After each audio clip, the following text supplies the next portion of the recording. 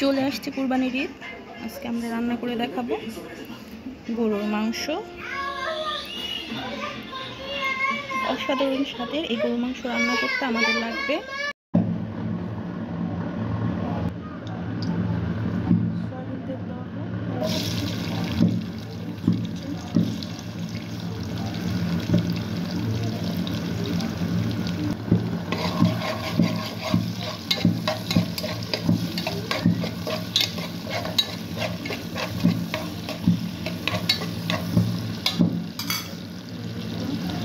রসুন বাটা, আদা বাটা,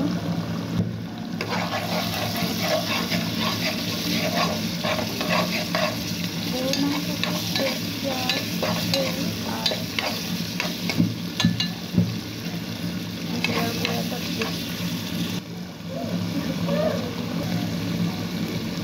শুকনো মরিচ জিরা একটু বেশি দিতে হবে।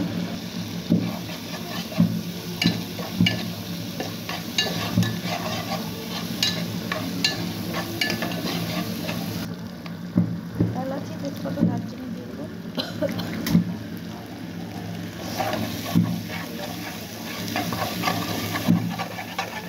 হলুদ গুঁড়া দিয়ে দিব, একটু গরম মশলার গুঁড়া, 1 চামচ লবণ।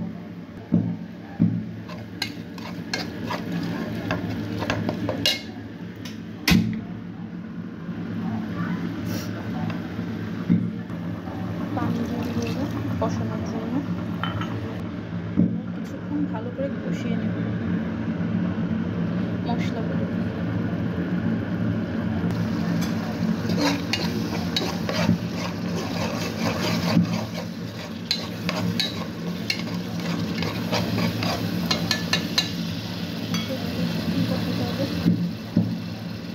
এর মধ্যে গরুর মাংসগুলো দিয়ে দেবো। মাংস দিয়ে দিচ্ছি।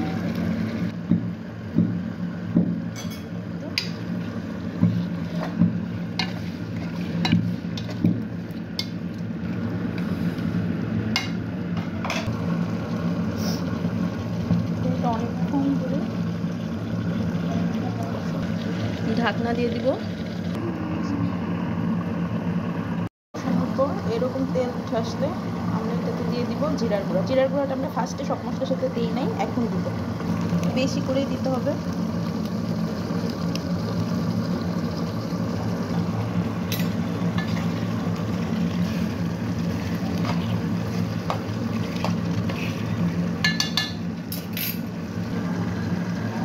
আলু দিয়ে দিচ্ছি, দিয়ে দিব,